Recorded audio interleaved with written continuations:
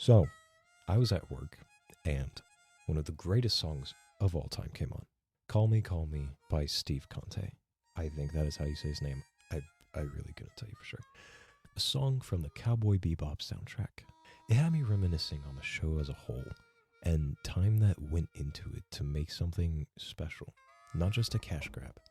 Not just another sloppy anime with a generic story and an animation style that looks like every other bitch. Anime nowadays is so soulless. There's no creative freedom or liberties that get to go into any of the process anymore. Everything looks and reads the same. It's so incredibly rare nowadays that a new anime comes out and it's something different and interesting.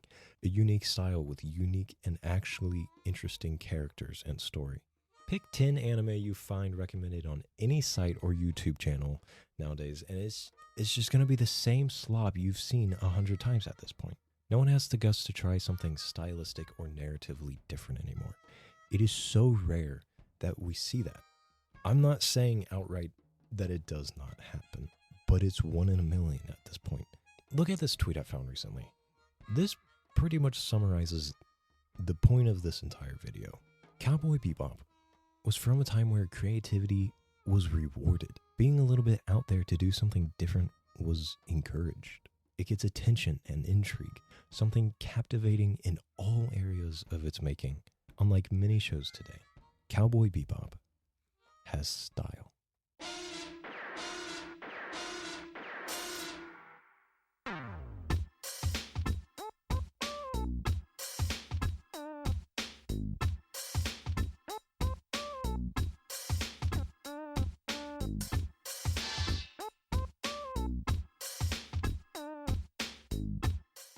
One of my favorite things about this show is that it's not restricted to just one tone, and nothing represents that better than the very first episode.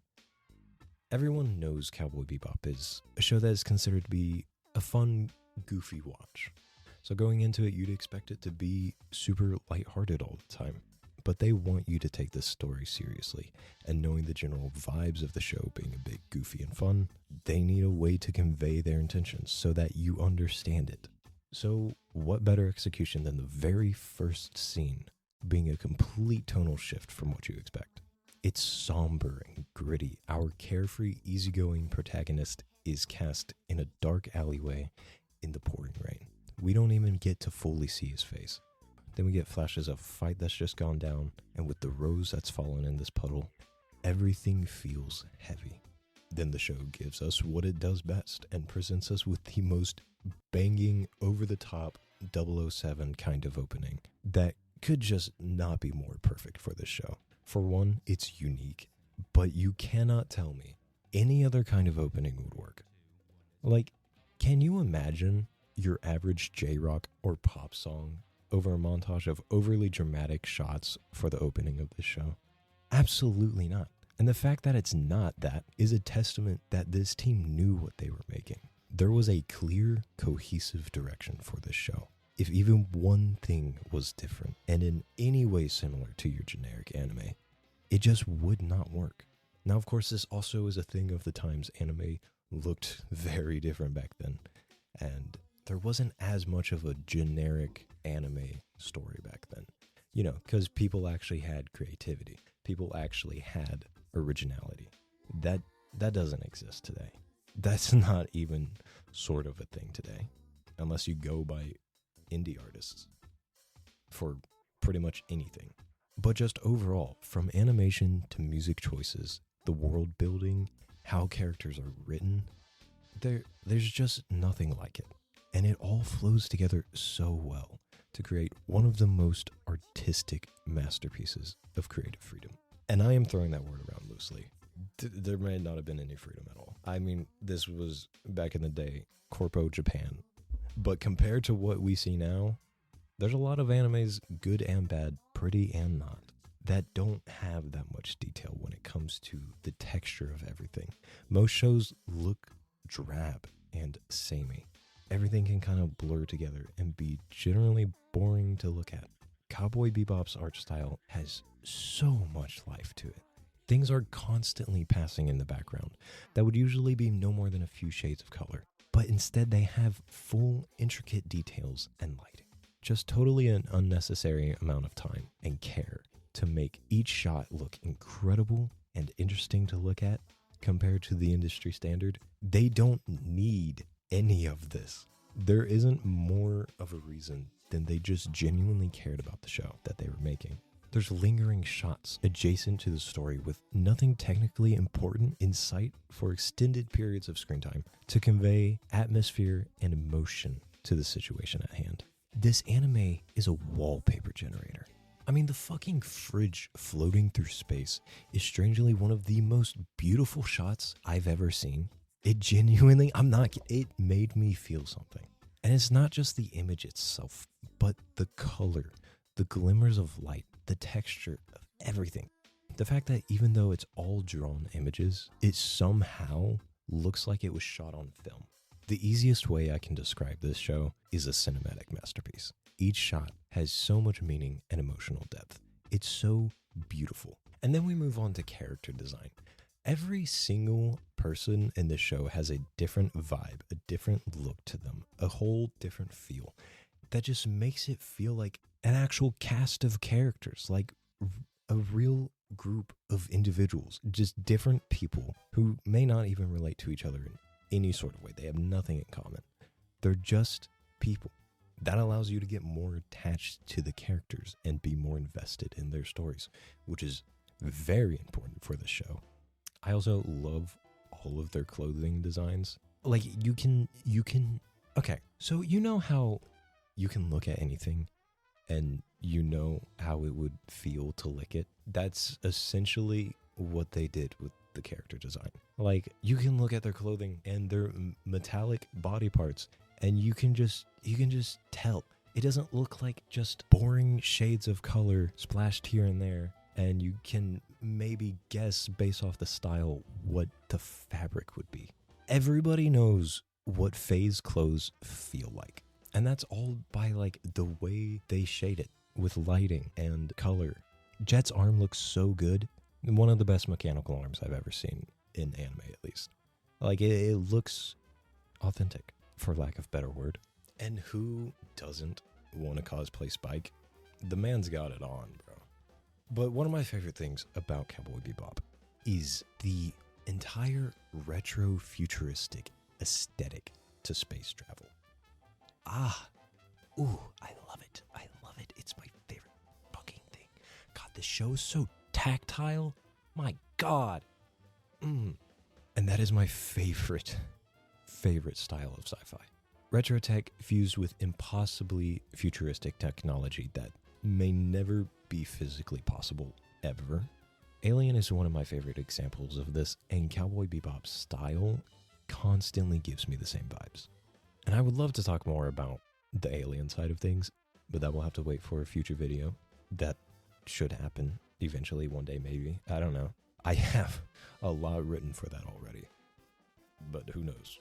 But this is like a perfect blend of Star Wars and alien style of space tech, and I fell in love with it from the very first open shot of the main lounging area of the Bebop. Major Millennium Falcon vibes. Now, I recognize the layouts are entirely different, especially considering this one has a second story, and maybe it's mostly because of the pattern on the wall behind Jet. Yes, I'm going to notice all the minimal details like that. I love set and world designs, and when something looks as beautiful as this, I'm going to look at everything, every fucking detail. But there's also a couch and chair around the table with a projector on it. The similarities are there. They look entirely different from each other, the Millennium Falcon and the Bebop. But the vibes are there. And like, there's a fucking ceiling fan in the Bebop. A ceiling fan. Not a vent. That is so over the top and stupid. I love it so much. There is absolutely zero reason they wouldn't just have a main cooling system.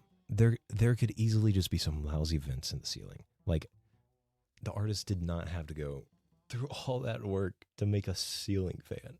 It just doesn't even make sense. Why would they? It's a spaceship. This is what I'm fucking talking about. Style. It serves no purpose with the technology at hand other than fucking style. And I love the effect that the panels projecting the screen give to the sides. Details. Every unnecessary, aggravatingly small detail that no other show nowadays has at all, because there's not the level of passion like there is behind this show. I can glaze this all day, and I will. Look at the fucking shine and the shadows, the scuff marks, color gradients from the light across surfaces, furniture that looks casual and not spacey at all, but the backs of them look as if it used to be bolted to the wall of a ship, giving this carefree feel. They just use what they can and don't care if it looks out of place. It's scrappy. The whole ship is scrappy. It fits their personalities and how they treat this life they live. The pipes, look at the pipes. There's so many pipes. Look at cool spacey wall lighting and panels that curve in and out of the wall for no reason. No important reason at all other than aesthetic. It just looks cool. And oh my god, they have a fucking hangar for a smaller badass X-Wing looking ship that I might have to get tattooed on me. They have a hangar in this they have a fucking that's so cool. The Bebop has a hangar for another ship. Right, they got this big ass space cruise. And then they have their little fighter jets. Like, it's so sick. And in said fighter, the cockpit controls are closer to that of a motorcycle than a space shuttle. It has fucking pedals, my guy. And you know that thing is made for some killer dogfight action. And Valentine's ship is just as awesome. And in case you didn't catch the fishnets, fun fact, this used to be a fishing ship. Also, I love the fact that there isn't a single static layout for almost any revisited spot they chill in. Things get moved around. This is a lived-in space. Things are prone to change. It brings that much more life to this world to make it feel real, to make you immersed. And for an average, sane viewer who doesn't overanalyze everything, might not even notice. But subconsciously, it will have an effect on your viewing experience. And I don't remember if we ever do see this angle or see down there directly, but I want to know what's glowing. I need to know. When the design of spaces they create for a world are so beautiful and interesting that you cannot help but long to know what every inch of it that we don't get to see looks like. That's how you know how much thought and time went into it. I especially love the cockpit. It's very unique, but the weird layout also gives alien vibes. It looks awkward and uncomfortable to navigate, but it looks sick as fuck. I mean, there's a fucking bar behind the driver's seat. Like, okay, pop off, queen. This ship has everything you need, and Jet is just the kind of guy to have a ship like this. It matches his character so well. The ship may be bulky and inconvenient for their line of work, but damn, does it look good. The vibes are unmatched. I want a full tour of the ship, please. Cowboy Bebop theme park, when? Somebody please get on that immediately. I need that. Oh yeah. Space Casino? Yes, please. I love the idea of space travel mattering for more than just going from planet to planet, but instead there are stations, hubs, markets, just anything and everything you could need. But it's in space. It's in space. Somewhere to stop during your journey through space before your final destination. It's an important feature that gives this universe so much character, and it fits the general vibes of the culture we see spread throughout said universe. I would like a space casino, please. Okay?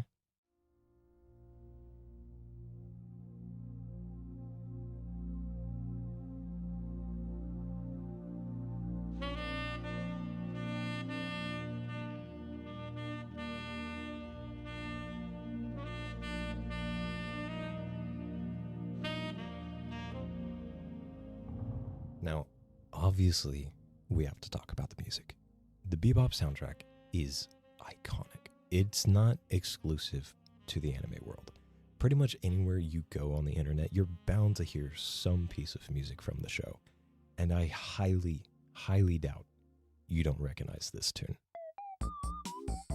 People fucking love these songs, myself included. I still remember my first time hearing the outro song. the real folk blues. It just could not have fit better for the overall tone of the show. I don't know, something about it complements both the greater, heavier storyline while also matching the visuals, themes, and fun, less serious nature that most of the episodes have. I don't have music description words. I don't have that vocabulary. So you just gotta take my word for it. Oh, the songs are so good. It excels at filling you with wonder and adventure. At times it makes you emotional. It never overstays its welcome. And it has its moments that just hit you right in the gut. They have a real knack for artistic placement. The scene where Rain plays during the fight in the chapel between Spike and Vicious is absolute cinema. I love it so much. I'm gonna be so real. This is supposed to be a longer section. I don't know what to say, man. I like music. I like these songs. They fit the show incredibly well, and the points that they use them are incredible. The fucking last episode, oh my god. The final fight where they play the real folk blues over it. We're moving on.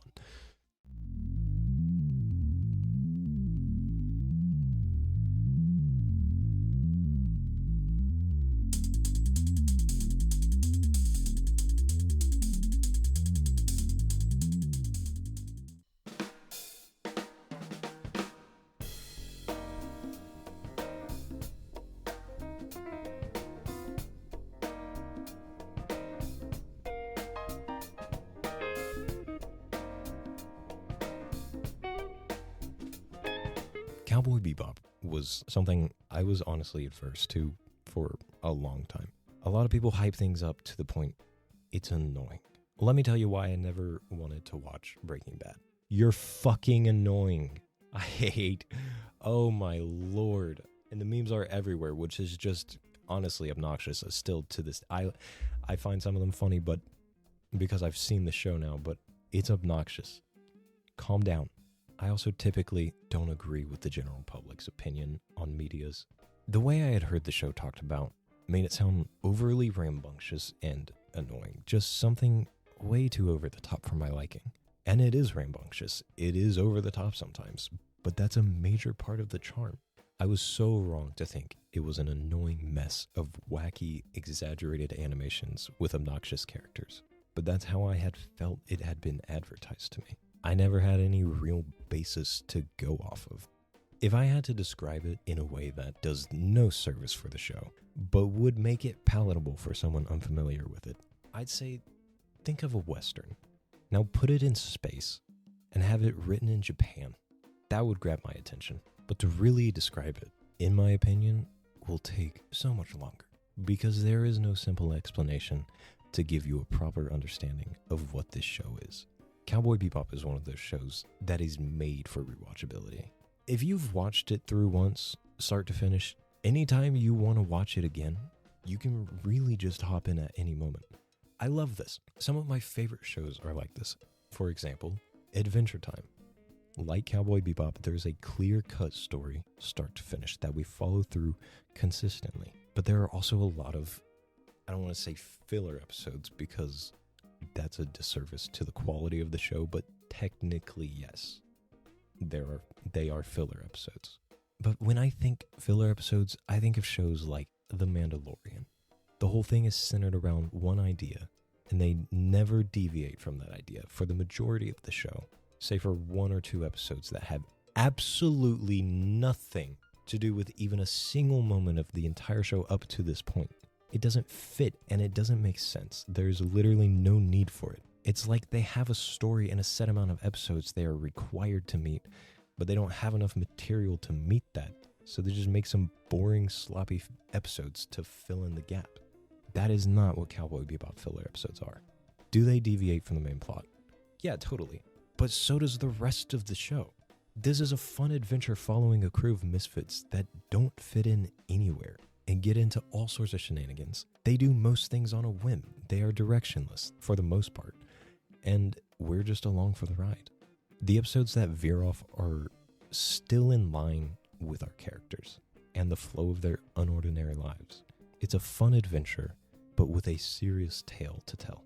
It has serious moments, but ultimately, you are here to see what wacky adventures they get up to.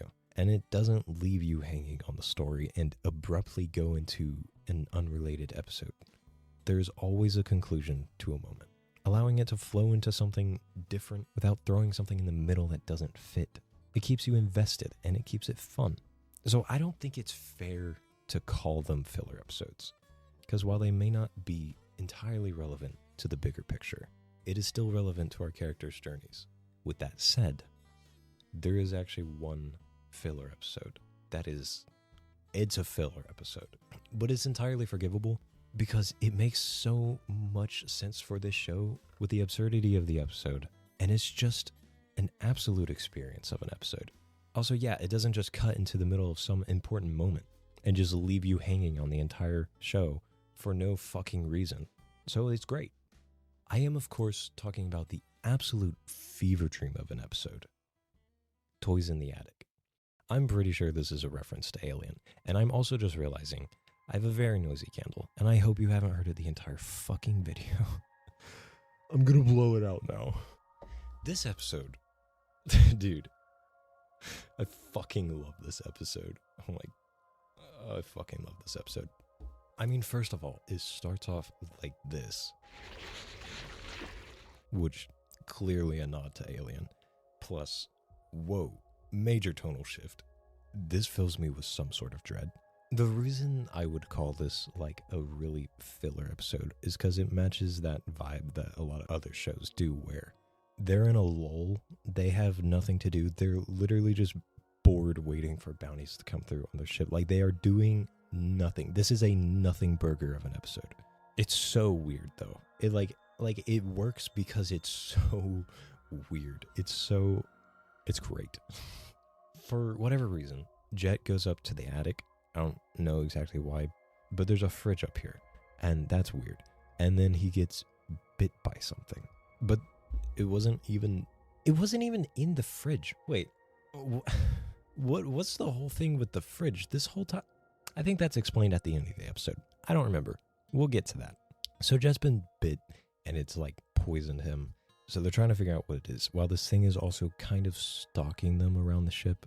And they all have their, classic horror movie encounters with the creature, until pretty much the whole crew has been taken out by this thing, and Spike goes on his Ripley arc and hunts this thing down. And then we get to the end, and is discovered it's some sentient food from the fridge. So that is the explanation. And we get this super eerie shot of Spike opening the fridge, and it's like this.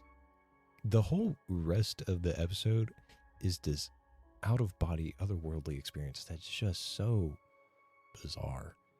And it goes on for just so long that it just makes you be like, what is happening? But it's so much fun to watch. But it's one of those episodes where when you reach the end of it, you're just so lost that you gotta watch it again to really get what the hell is going on. I don't feel a thing, and I stop remembering. The days are just like moments turned to hours. Mother used to say, if you want, you'll find a way. But mother never danced through fire showers. Now, like I said, going into this show for the first time, truly expected it to just be a goofy good time the entire time. But immediately upon starting the first episode, I was met with a captivating, sorrowful scene that just left me needing more of that. There was so much more to this show than I was led to believe. Let me tell you, there is a reason why every time you hear this show recommended to you, they never tell you the details. All they say is it's an incredible show, it's fun, it's exciting, and you should watch it. No one told me I would cry.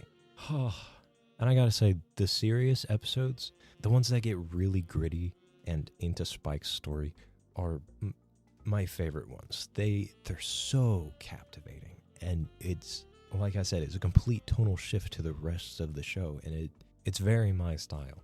I love it. Now, each character has their own individual story going through the entire show, and I have to give props for the fact that we have 4 characters who all get explored separately while keeping a coherent flow between the individual stories and the goofy adventures. Making all of the what should be a mess flow nicely together is not easy, and very few times has it ever pulled off well. They did really good, and they only had 26 episodes. Only 20, the one season. Technically for a lot of animes that could be 2 seasons, but they don't start and finish anybody's story in a compelling way for most shows in such a short amount of time, even a longer amount of time. One Piece is still happening. I will never watch it. With that said, we're only going to focus on Spike's story because his is really the overarching story to this whole thing. This is the base that the show was built around. Now there's a lot, and I mean a lot, to unpack here. I am not the right person for the job. I am not great at analyzing stories or really anything, but I want to give a somewhat basic rundown. This is the most spoilery part of the video. Please do not watch this if you have any desire to watch the show. Seriously, if you want to watch this show, don't watch this next part. So, Spike's backstory is everything here. Basically, he grew up on Mars and got involved with the Red Dragon Syndicate. This is the group that we often see pursuing Spike, especially whenever Vicious or Julia is involved. He was supposed to take over as head of the syndicate when he met Julia. They fell in love, and this caused conflict between Spike and Vicious because he was obsessed with Julia. The plan was for Spike to fake his death and run away with Julia, but Vicious caught wind of this and threatened Julia that he would kill them both if they tried to leave. Obviously terrified for her life, she went into hiding, which made Spike think she just left him, leaving him the sad and bitter man that we know him to be through the show. Everyone in this show is holding on to the past. All of their individual episodes are about them trying to get back something they lost, be it status, memory, or family. Ultimately, it's all futile. There's nothing left for them where they come from, and by the end of the show, they all learn to move past it, and the group disbands, pursuing their own fresh starts. All except for Spike. He's never been able to let go, and all he really wants is to be with Julia. Also, this whole time, Vicious is hunting him down, so he doesn't really have much of a choice. In the final episode, Spike and Julia reunite and plan to run away together once more, but the syndicate finds them and Julia is killed. This causes Spike to go after Vicious, bringing out the end of the group and the show. I think one of my favorite parts of the show is watching how Faye comes to love the crew she came a part of. She's a very jaded character, and for good reason. She has every right to be, if you know anything about her story. But by the end of it, as much as she tries to run, she always comes back to the Bebop because that's the closest thing she has to family. And when Spike leaves is really the only time that's confirmed. Like, there were always hints here and there, but she always kept her distance and left plenty of room for the idea that she wanted to leave and never have anything to do with these people. But when Spike leaves, she is very clearly upset by this, and as far as I can remember, this is the only time she really expresses that and shows how much she really cares about this group of people she's found. But to Spike, he just can't see it any other way. To him, there's nothing left to live for. He's not expecting to survive what comes next. That was never in the cards for him. So in one final standoff, Spike faces Vicious, and the two take each other out. But ultimately, Spike is the one who wins. He's at peace, and finally, he and Julia can dream together. I cannot do it justice. I do not have the words to explain why it's so important, from the very first scene of the first episode to the last. But oh my fucking lord, this is a perfect ending. Yeah, boo-hoo, he died, and we're all sad about it. They had to end it somehow, and guess what? People die. There is no happier ending than death. And that's just the truth of it. He's at peace, and it's a compelling way to end the show. It leaves no room for questions, or what ifs, or continuation. It's perfect. Is the show as a whole perfect? No, everything has its flaws. There isn't another way they could have ended the show. It ties the whole thing together in this way that just has you sitting there, just contemplating life and everything you've experienced up until this point. They leave like 5 minutes of the show just to sit and think about the whole thing, because everything is built up to this point and it was executed so incredibly well, while being able to mix in a really fun group of characters and fun adventures that don't necessarily have anything to do with the story, but also it kind of does. All of these people are trying to chase things that aren't there for them anymore, and they're filling that void with just random nonsense they come across. By the end of it, they've all made peace with their pasts and themselves, and they're ready to move on and live. But Spike, he could never do that. His story had to end.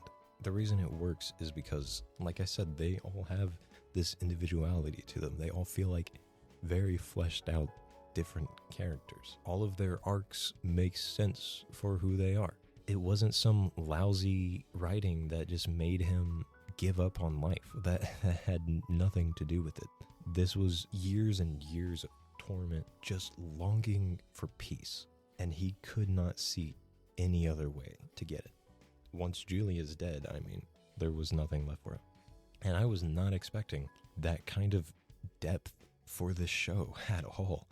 I literally thought this was just gonna be some goofy adventure, some Samurai Champloo shit, which also I'm sure probably has some good depth to it, which I haven't gone fully into it. But it is a lot more than just a goofy adventure, and is absolutely the best anime I've ever watched. And for the record, when I come up with meanings of why things happen or are written a certain way in these videos, it's all speculation for the most part, and how I interpret it, which in reality, most of the time is kind of the point. No matter how something is written, it's ultimately going to mean something different to everyone who views it. I still haven't watched the movie, and I know, man, I know, but I don't want it to end.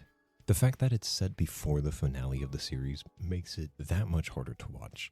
You wouldn't think it, but it really does. I have the full scope of the series in mind. I know the weight of the story being told. What this could possibly be honestly scares me. I can only imagine it's bittersweet through and through.